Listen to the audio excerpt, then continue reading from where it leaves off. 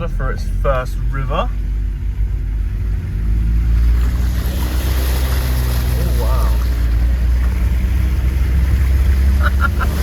Oh! Fuck!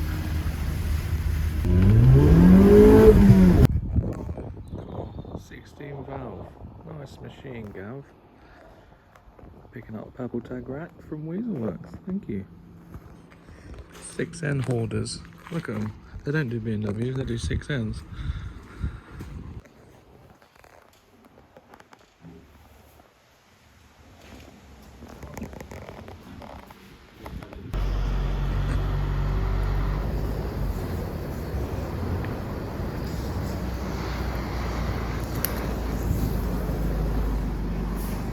The hotter you get it, the easier it's going to be.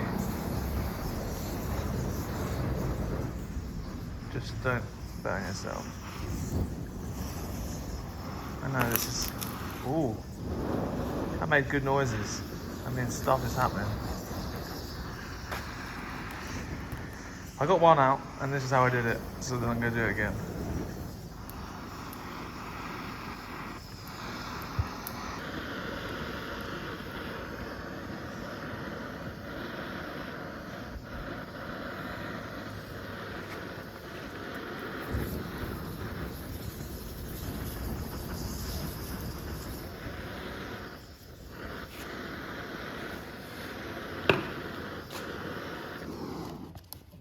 This stuff here is very flammable as well.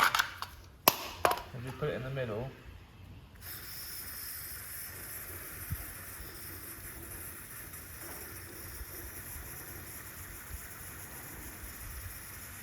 and then just give it a fucking good whack.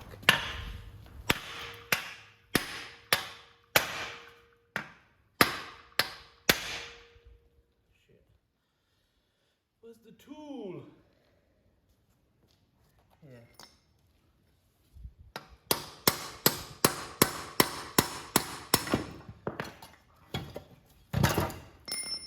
Yes. So now what do I do? My plan is to just get everything as together as I possibly can.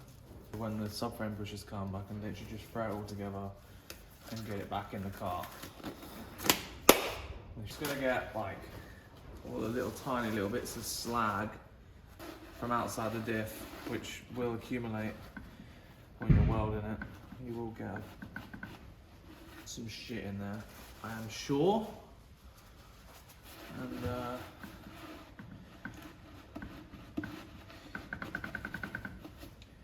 yeah, little bits of slag going inside the diff and stuff is probably not the best. But yeah, I'm gonna clean this edge up. It doesn't need RTV in, I don't think, but I'm gonna put some anyway. Doesn't look like it had any from factory, but it won't hurt to put some on there.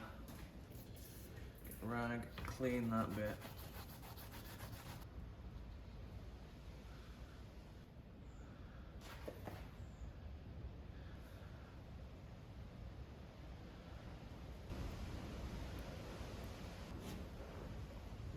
Try and make sure none of the sealant goes in the diff. Probably not the best for it.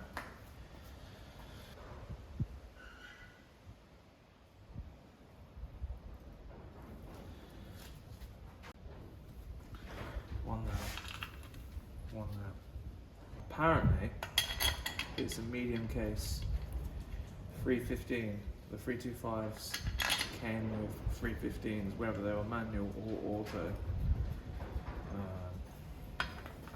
Which is about roughly what you're going to want anyway. The sort of middle ground. Don't want a small case diff because I do want to drive it on the road and I don't want to be sat fucking 50 mile an hour at 4 grand. You've got to torque these to spec.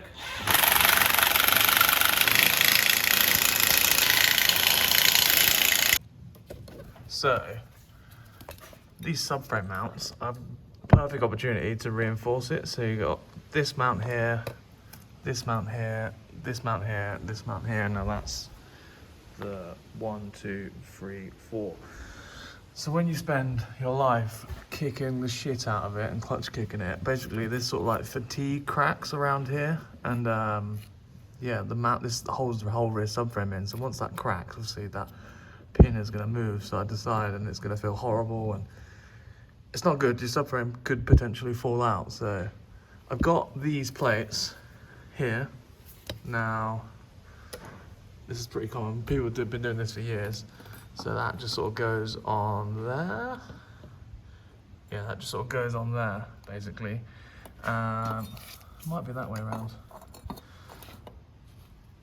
Yeah, probably like that. So we've got to weld around the edge and then weld these holes up.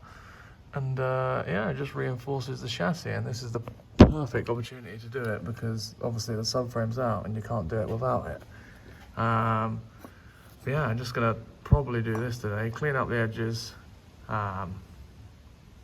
with a wire wheel, get rid of get it as clean as possible so it's got fresh metal to weld to. And then, yeah, just weld them on. I'm gonna take these brackets off because that one's snapped anyway and that one's about to. There you go. Rubbish. Just get this wheel, the death wheel, and just clean everything up. So be careful of this and this, because this is your fuel tank and this is your filler neck. So don't destroy it.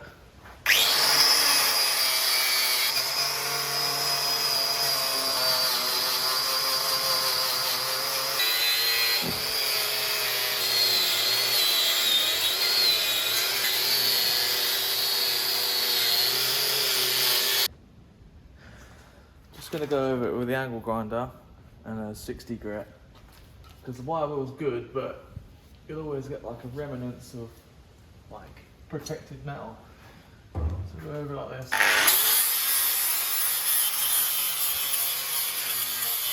That's all good now. You want to put some weld through primer on because when two bare metals touch, like so, moisture can trap underneath there, and if the metal's not protected, then it can rust. But make sure you get the good stuff, U-pole. Don't buy any cheap Halford stuff. Get the good stuff. Nice thin coat. Don't go mad because it'll be a nightmare to weld.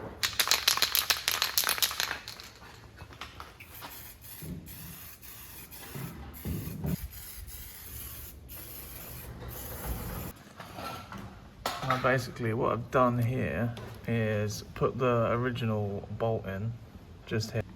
Now if you've got it over like 1 or 2 mil, that's not going to sit in there. So you want to make sure you put the bolt in and then weld it, tack it in. And I probably won't weld around where that center nut is, just because it's such a tight tolerance and it doesn't need it. So yeah, just do this before, otherwise you'll be shouting and screaming when you're laying on the floor putting on the subframe in and it won't bolt up because you put this over 1 mil or 2 the wrong way, you know what I mean? Don't know how this is going to weld because welding upside down is not good for starters.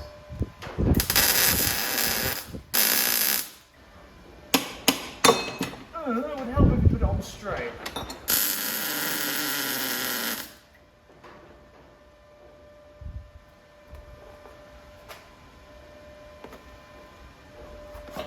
Once you're happy with that,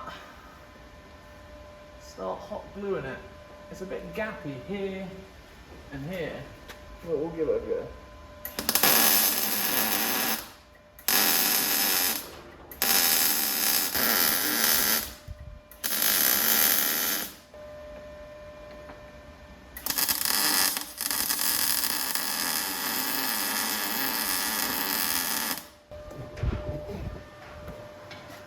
You see how it's a bit sort of gappy there? I'm trying to just bridge the gap with weld, which come out alright. I got the settings on the welder pretty decent first time. Obviously there is a fuel tank here, so you've got to bear that in mind. You know, the best case scenario would be to take the tank out and drain the tank or whatever, but I ain't got time for that. Weld the rest of this on.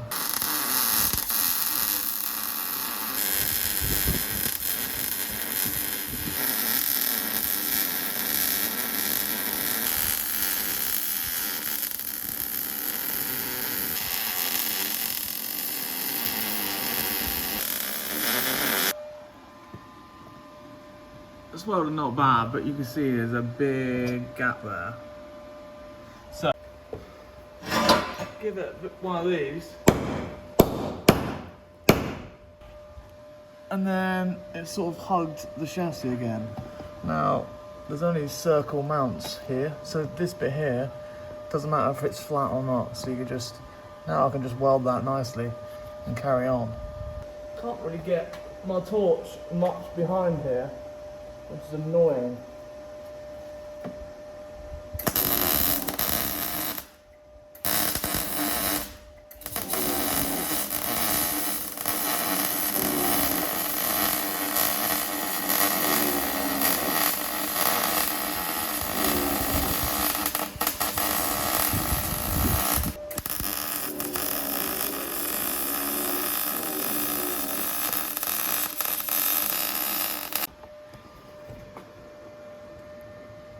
There you go, not bad. Now, go over these welds now with a flap disc because you want this edge to be flat because that's what the subframe is going to mount to. You don't want it all like this basically. So you just grind this face flat and yeah, then that will be done.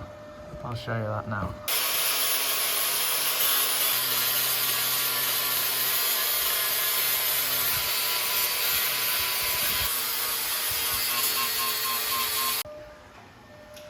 And basically, he wants to look something like that. And then you basically repeat the process 3 more times. Round 2.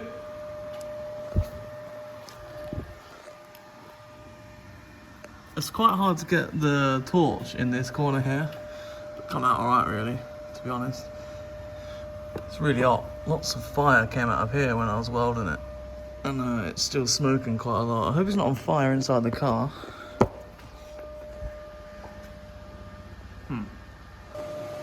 As you see, ground that flat. This one is flat. Just about to grind this one off now. It was a bit awkward because you want to get on this edge, but obviously this is in the way, so it was a bit awkward to get into there, but I managed to get in there in the end. Same again, you can see it. I'll show you. Look, just a bit shit to get in here. You can't point the torch at the right way, but obviously the bits you can get to is quite nicely done. So yeah, I'm gonna grind that last one off. And if you wanted to know, this is an Artec MIG welder, MIG 180 inverter technology, whatever. 5% argon mix on the gas. I run it at about 20 on the gauge. Just about there. Usually a bit more than that. There you go. I run it at about 20. And it's got 0.6 wire in. They're all ground flat now. I'm just going to give them another coat of primer really. You can use this. And then after this, I'm going to stick some stone chip on it. But you get the idea. So I guess that's how you do it. Now, got a haircut, obviously. Now, I don't know what's next really. I've got everything for the manual swap now. I'm missing a couple of things. So I think I'm gonna tackle that soon. Obviously I got the rack from Weaselworks yesterday, so that can go in, and the boot is full of brand new parts. It's pretty much everything, and it all should come together now. And I'm trying to make the videos a little bit more information so you understand what's going on, instead of me just mumbling along, talking about random shit really. Car's getting done. Thanks for watching. Cheers.